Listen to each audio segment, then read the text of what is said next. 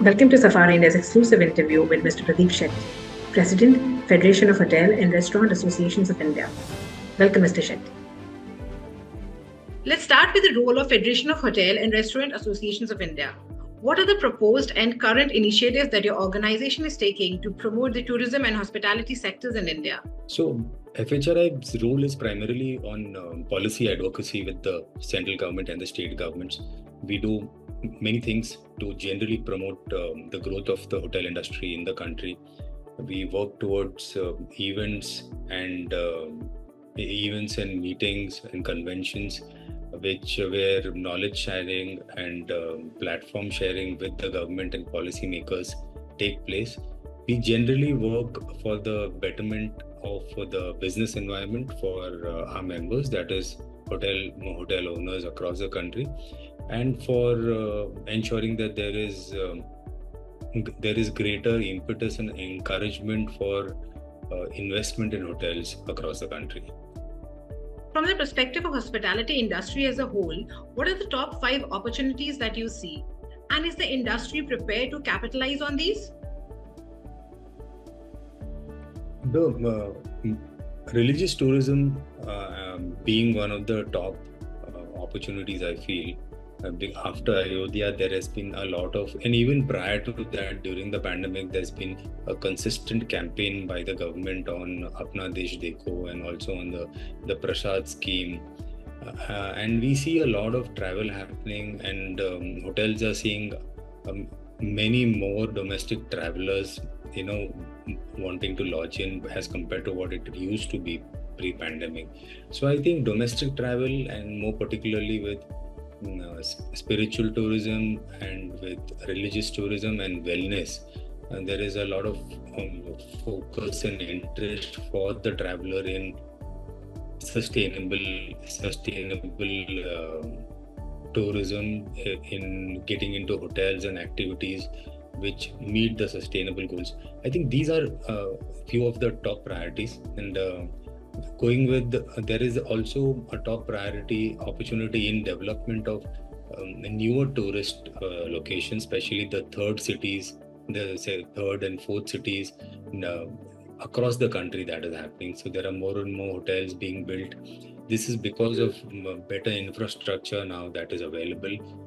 So that's another opportunity where hotels can be built at low cost, and there is a lot of domestic travelers traveling to newer locations, smaller cities. So I would say these are some of the top opportunities now in the hospitality sector. And in case of hotels, are average daily rate and revenue per available room at satisfactory level for the industry? And where do you see the average ADR and RevPAR for the industry 5 years from now? I think presently it looks satisfactory after the turmoil during the pandemic and post-pandemic. I think we've been able to achieve pre-pandemic levels, and we've almost surpassed on the ADRs in the revenue part. Most of the resort locations are doing extremely well. Business travel has been good, domestic travel has been good. The only problem being that of the inbound, which is thankfully for the hotel industry, it's been covered by the increase in domestic travel. Having said that, I would say as on today, it's more than satisfactory that where we are. In the next 5 years, I see almost about a 25% jump in all of this, but that is may not be sufficient, considering that the costs are going up, may not be sufficient considering that there is a serious manpower and workforce shortage issues, and paychecks are going higher and higher. So to address all of that, I think almost an increase of about 30 to 35% in the next 5 years is what is expected. But if with the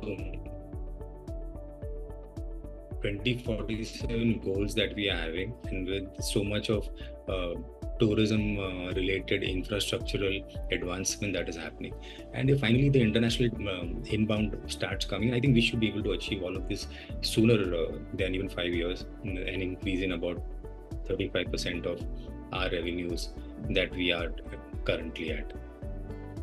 Right, sir. So, are hygiene and quality cause for concern, especially in case of restaurants? It is not, because we are, our members and all of us are part of an organized sector, and it's hardly a problem. The larger issues that are of the general civic situation that exist in most of the cities, but internally within restaurants and restaurants within a hotel, every necessary care is being taken to adhere to food safety standards, to hygiene standards. So I don't really see that happening, because we employ a lot. Most of the workforce is qualified, and when you begin a career in the hospitality, and be it for an owner and a professional, to maintain hygiene and standard is one of the first things that is learned. Because if that is not there, forget your guest in a restaurant, even your hotel will not have guests. So I don't see that being such a challenge, because we as an industry body also, we conduct almost couple of food safety sessions and hygiene seminars and knowledge sessions across India all the time. And I'm very happy that presently the awareness is very, very high, especially post pandemic. We have learned a lot that is critical, and I think every owner, professional, operator today realizes the importance. And with so much of training that has happened in the last 3-4 years, I think we are at the best position that we ever were in terms of hygiene, food safety standards, etc. Right, sir. And sir, how much of a challenge are issues like shortage of skilled staff, rising operational costs, environmental concern, inflation, etc., for the industry, and what is the level of impact of these are making on the profitability of the industry? So workforce issue is a serious concern. Quality, skilled manpower has been a challenge. It's just grown manifold after the pandemic. The career in hospitality lost its glamour because of how this industry got affected during the pandemic. Was the first to get affected and was the last to come out of it. Having said that, we are really addressing. FHRAI has a IHM approved institute where number of certificate programs, graduate diploma programs are going on. We are also working very closely with the Ministry of Tourism and the National Council on what we can do more to see that there is more and more enrollment of students and there is greater interest in the hospitality career. Career in hospitality has in fact become better than ever before. Growth is faster than ever before. Career path is clear and achievable now. So this is what we are now selling out in terms of the incentives in the sector, because the sector is rapidly growing. We have a lot more rooms. We have more than about 35,000-40,000 rooms being added now every year over year. So with that, there is a greater generation of employment. So career in hospitality is good. We need to work on that, which we are still doing. While our revenues grow, it's going to be a challenge to meet the expenses towards the paychecks. And the other challenges on sustainability, yes, these are the internal goals that we have held. We want to shoulder the government in our responsibility and the promises made. And we are educating our members. See, newly developed hotels really don't have a challenge. Everybody is developing new hotels on within the parameters of sustainable tourism. Older hotels are doing their best to come to terms with it, to invest and get better. So there is a general sense that everybody wants to be compliant with all sustainable development, sustainable tourism goals. So that I don't see so much of a challenge. I think it's a slow process, and everybody is more than willing to participate in that. So this also brings me to the next question. What kind of support you're looking from the government immediately and in the long term? So as we see that there is the tremendous growth happening, it's indeed a period of transformation for our industry. We haven't seen this kind of growth in a long time.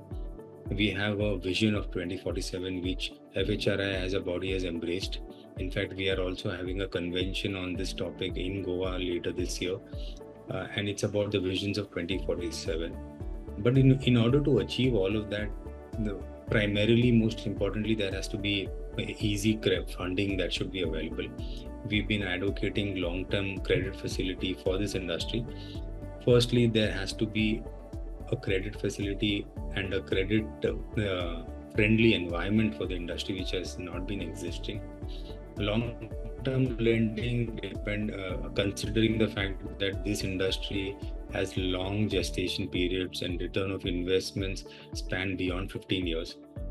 Also considering the fact that this is a highly capital intensive and a labor intensive industry, it needs special support in terms of, including this industry as an infrastructure, including this industry as an industry. All of which has been happening in piecemeal in different states. But as a national tourism policy, this needs to be adopted.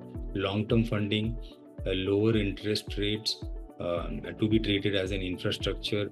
All tourism projects to be, including hotels, to be treated as infrastructure, and industry status to be given. All of this will mean that hotels, the room inventory will be added at a quick pace.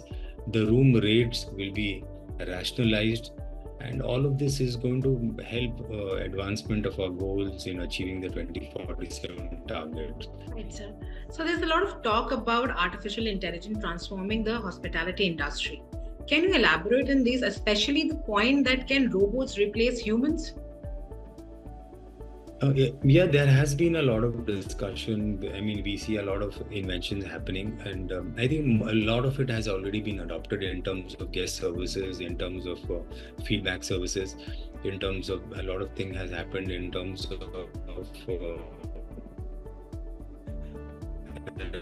reservations also.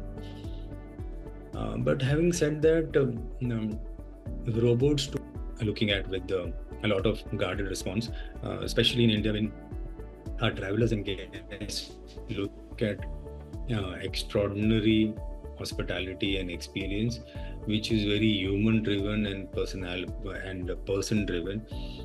So to what level of interface of artificial intelligence we will reach at or we will adopt is something to be seen in future. But I think right now a lot part is already happening, as I already mentioned. But whether robots will be able to replace humans here in India, it's a question even I don't have an answer, and we have to just wait and watch how this is going to go. So in the end, what message you have for the stakeholders, workforce and management, and governments and the tourists? So I think for the tourists, I say that we continue to be the Atithi Devo Bhava, and that not just for international. In fact, now we are saying that every Indian must travel as much as far as possible. Not just the metros and beyond the metros. And we are a vast country. We are diverse in culture and diverse in tourist attractions and diverse in food habits, and there's so much more to experience. And as an industry, we are prepared to welcome guests. We are now setting up hotels across the country, even in smaller destinations. When it comes to stakeholders, I think we must all come together and work towards the sustainability goals. We need to ensure that we conduct ourselves and our businesses in a manner that is friendly to the earth, to the mother earth, in a manner that is, that will not hurt the environment, and with the long-term goals, so that we leave behind a legacy for our future. And this is the period where all of this is happening like never before. Everybody is concerned. We are trying to adopt newer schemes, newer methods, newer operational systems on how do we make ourselves more and more sustainable. As far as the government is concerned, I said the government must relook and rejig its entire view of this industry. The hotel industry is not certainly an elite industry that it has been viewed. The 5-star hotels is not the hotel industry. The hotel industry is from a small lodge to a one-star hotel, to a guest house, and to all categories of hotels across the country. And a large segment belongs, almost 80% belongs to the standalone and the smaller hotels from all these categories that I mentioned. And all of this put together has great potential for to be an economic driver, and has a multiplier effect also on employment. Unarguably, the only industry that employs the cross section of the society, from a gardener to a Harvard graduate. Unlike any industry, every industry has specific skill set requirement and a specific target workforce, but we employ the cross section. And we are almost at 11% of employment is generated by our industry. More than almost 12% of the GDP comes from this industry. So I think government must take cognizance of these facts and